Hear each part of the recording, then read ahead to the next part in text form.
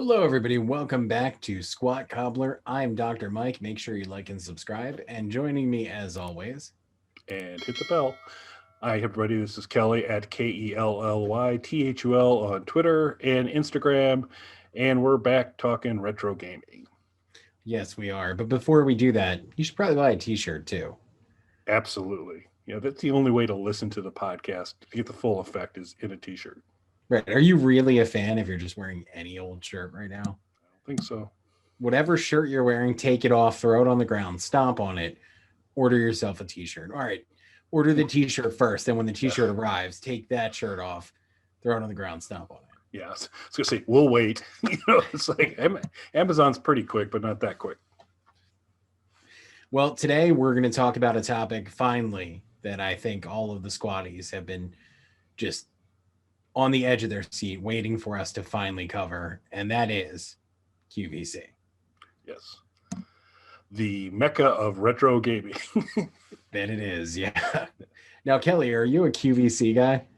No, I am not, and I tried desperately in the later years of my mom's life to get her off of QVC because they do a darn good job of getting you in the club and super easy. Say, yeah, I kind of like that. Hey, we'll get that order in for you. So they're very good. So I have never bought anything from QVC. I've also never purchased anything from QVC, but thanks to older relatives, I'm sure I have been given a few things that were purchased through QVC. Like the exercise board that you could kind of swivel on. Some of those fine products are constantly available. Although I do think it was QVC that was running the killer price on the the Gamer Pro from at Games, and I would have been a QVC shopper had I gotten off my butt and made that order at that time because it's a really good price. Well, QVC has been getting more into the video game market, particularly the retro gaming and home arcade market. And one company that they had teamed up with, I guess it was this past holiday season, was Arcade1Up. And they had some Arcade1Up stuff a little bit earlier than retail had, particularly for the countercades, which are their tabletop arcade games, like their bar top, their equivalent of the bar top games. But now they have pretty much all of the bar top games, like all of the newest generation they have of those, and they have the exclusive on the Street Fighter 2 PartyCade. They have other PartyCade models as well. If you go on the site, it is very confusing because you click on the PartyCade, doesn't give you, at least the way I was looking at it, doesn't give you separate listings for the PartyCades. It gives you a PartyCade listing, and you have to click on that listing and choose the one you want from there. Yeah, that's what I saw, and I saw that even for some of the tabletops where it would be like color defender. It's like I don't know if that's a color, and so you got to kind of go through some. Yeah, but I did not see any of the Street Fighter branded going in. It was Pac-Man. That's what I saw. Yeah, you got to click on that, and then just like choosing the color, Street Fighter is the color. So I know that they have the exclusive on Street Fighter for like a few months, I believe. So to get a jump start, your grandparents' jump start on the holiday shopping, getting you the Street Fighter PartyCade. Now, where are you at on these like bar top and PartyCade systems? So I think it depends on your environment, what you can kind of pull off. So I'm fortunately in a position that I've got a kind of an area downstairs where, sitting behind me, I can set up the At Games Legend. There's plenty of room. There's foosball table, pool table. So there's, kind of multiple things that are going on, and it kind of fits in nicely there. If I didn't have the footprint to do that, and I had more of a situation where I was going to need to confine myself to more of a tabletop, and with the PartyCade, they talk about hanging on a door, which I still think is a bad idea. But yeah, I'm not sold on that at all, because doors open and close, and it just seems like the wrong place to put a screen to me.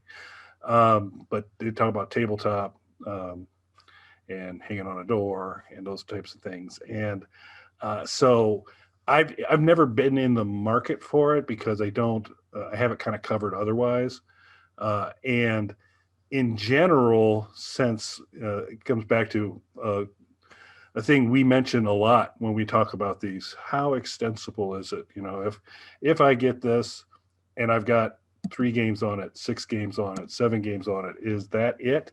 Do I have any other options? Am I limited to the control set? Because it's kind of a two-edged sword to me.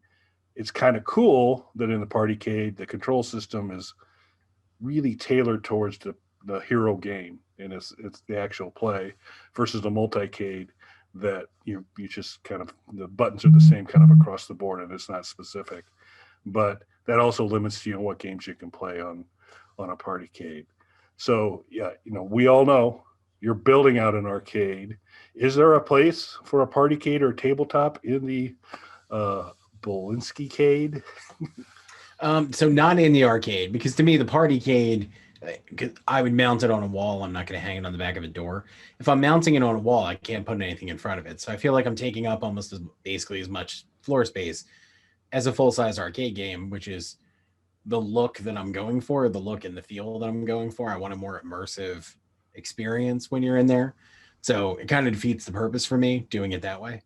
The countertop ones are interesting only because I could see getting like one of those bar top countertop ones and putting that upstairs or something like that, more in like the living space, as you know, something to distract when there's too many people up there, like get somebody like, oh, go play a game kind of thing. So I can see it. I can definitely see the use for it up there, not in the arcade though. Yeah. And it, I mean, it's not a bad, so the PartyCade itself, I think it's a 17-inch screen. So it's not a bad playing experience from there.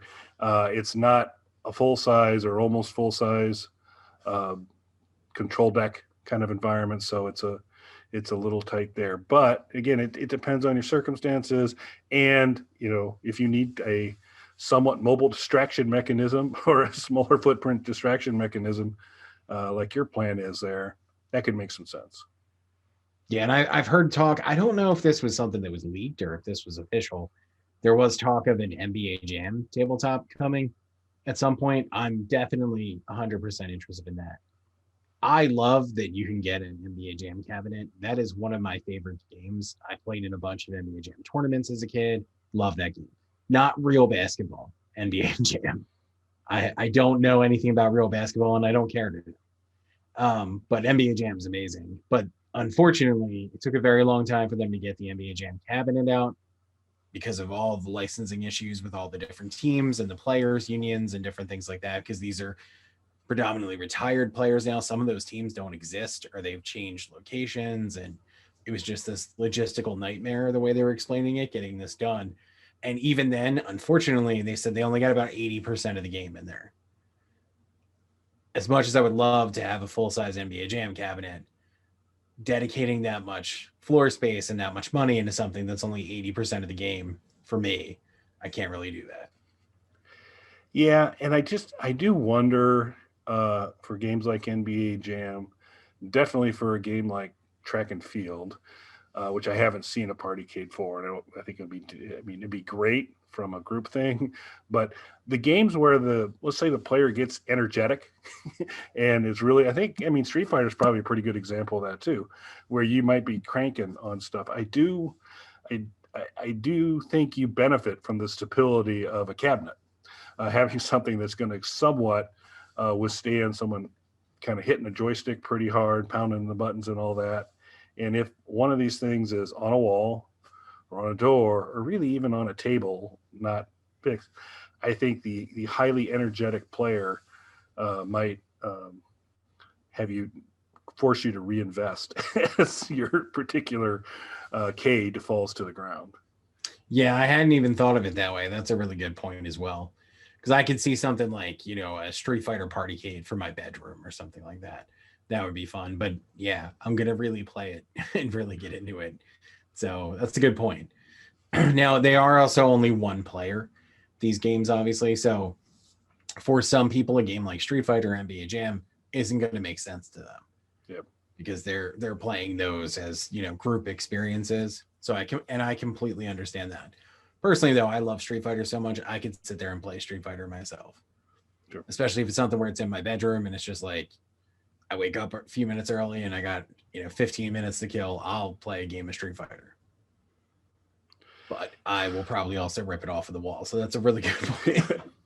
I think about, because even the Legends Ultimate, good sturdy cabinet, really solid, and so great gameplay, withstands a lot. But there have been a few moments, particularly I've been playing Battlezone a lot lately, where you're using I really wish I had a fire button on my joysticks, but using the joysticks as your left and right track type of thing. And when panic strikes in Battlezone, where you're like, I'm in a lot of trouble, I need to get back, out, or over, and you start to crank on it, I have on occasion said, oh, I kind of moved the arcade a little bit there. That's not good. So I think stability. I'm sure there's ways you can pass it the wall so it's sturdy, but how sturdy? I mean, particularly if you've got somebody cranking on it, just seems risky to me. But they're kind of, they're cool price point. And then that's the other part is, if you're looking at a PartyCade, more games on it, dedicated control deck to whatever the game series is. So if you got something with a spinner and joysticks, you got that. Different setups have different things from there. But that's, around 300. I think QVC, who is very actively marketing these in ads all over the place, I think they're doing a bit of a price drop on that $299 that it is. And then most of what I saw on the desktops were around, or the tabletops were around 150. Again, also on sale for like 129. So, I mean, you're already partway there to an Arcade1Up or a Legends Gamer or something like that. Yeah, it's. I definitely see if you don't have the room to build out an arcade, and most people probably don't.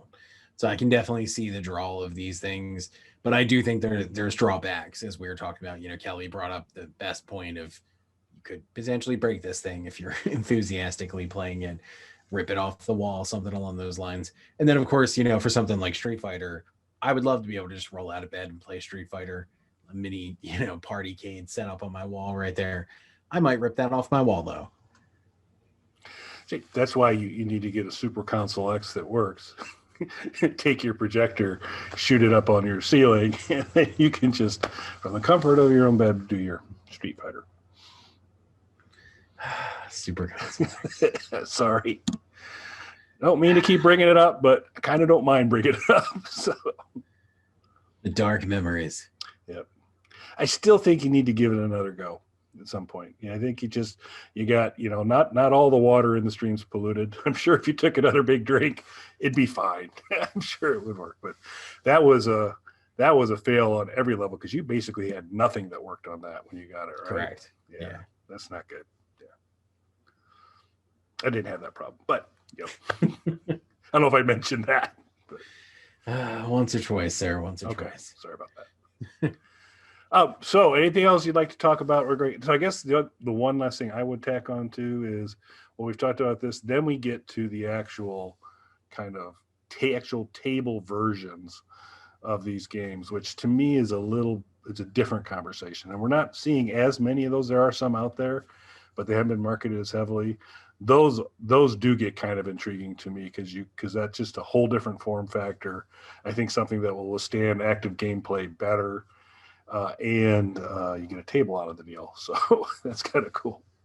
Yeah, the cocktail tables are definitely something that interests me. I know Arcade1Up has done a few of those. My only issue with it, and I know that there's different things you can do to raise it up higher. I'm not a short person. I'm not particularly tall, but I need something with a little more height on it. And they do have that bar table, the Pong bar top table, that obviously has much more height to it.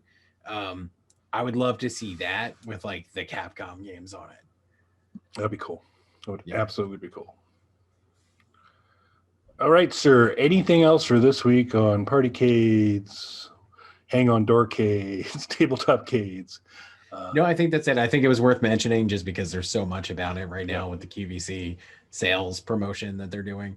It was worth us touching on. So I think right now for both of us, it's something that doesn't necessarily make sense, but just before, I guess, is one last thing. What's a game as a bar top or a PartyCade that would be a definite for you, just the game itself being the main game? I mean, I'm going to go back to one.